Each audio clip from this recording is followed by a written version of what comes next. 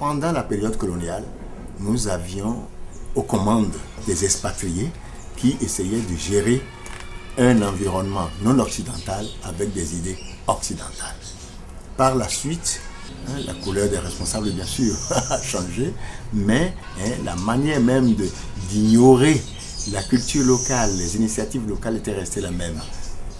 De grands projets qui ont laissé, comme on le dit souvent, des éléphants blancs. Et on appelle éléphants blancs en général des grands projets de développement qui ont échoué. L'éléphant blanc, c'est des gros animaux qui ne bougent pas beaucoup.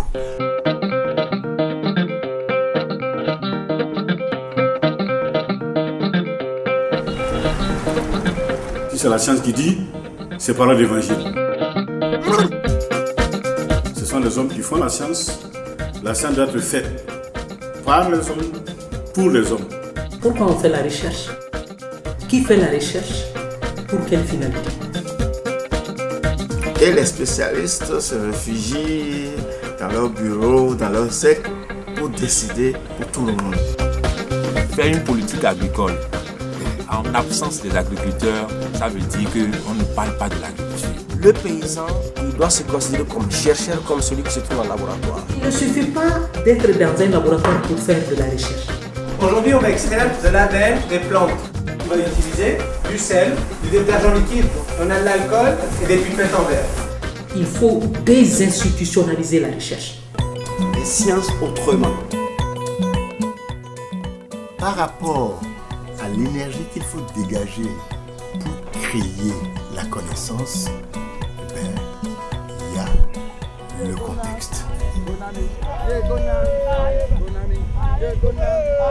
Nos aïeux, nos grands-papas, nos grands-mamans ont survécu sur cette terre.